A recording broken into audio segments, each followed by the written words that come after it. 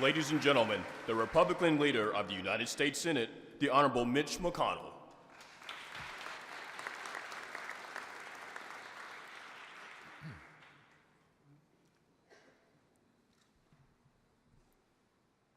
We gather here today to do honor to the memory of four little girls, Addie Mae, Denise, Cynthia, and Carol.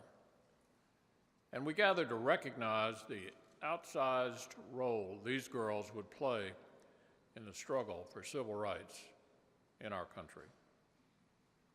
We're all familiar with the story. On a Sunday morning in September 1963, a group of men with monstrous designs conspired to place more than a dozen sticks of dynamite beneath the 16th Street Baptist Church in Birmingham, Alabama. Shortly after 10 a.m., the dynamite blew, killing the girls, injuring many others, and breaking hearts across our country. The force of the explosion ripped through the church, blasting debris over pews and pulpit, even crushing cars that had been parked nearby. Injured congregants, dazed and bloodied from the explosion, wandered outside. Nearly every stained glass window in the building had been blown out, save one.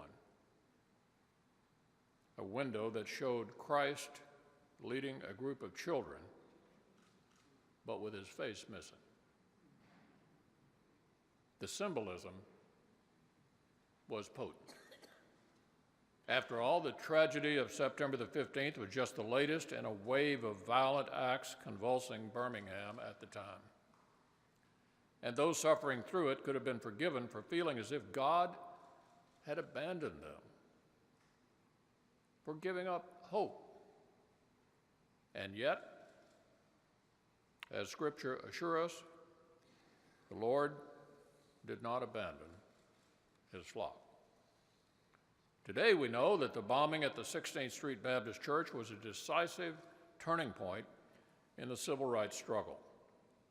It did not stamp out the embers of freedom, it fanned them.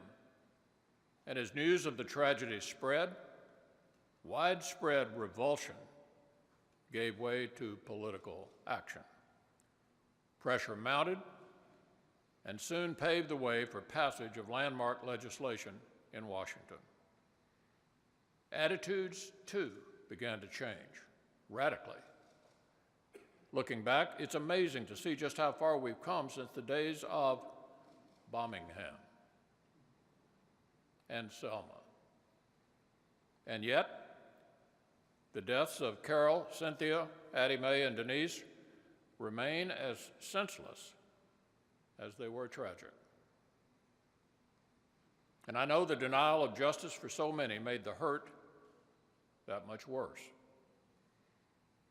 So I want the family members gathered here today to know that the lives of these children meant something to the history of this country. They helped change our nation.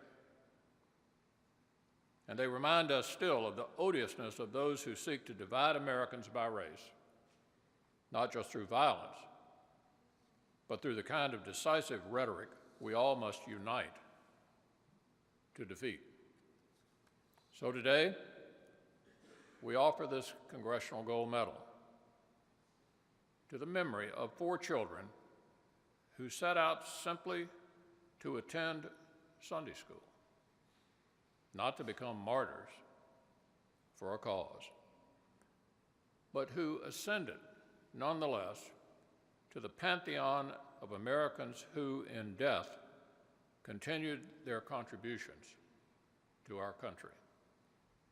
For that, as a nation, we are forever indebted. And I hope this high civilian honor we present today will serve as a permanent reminder of our enduring gratitude.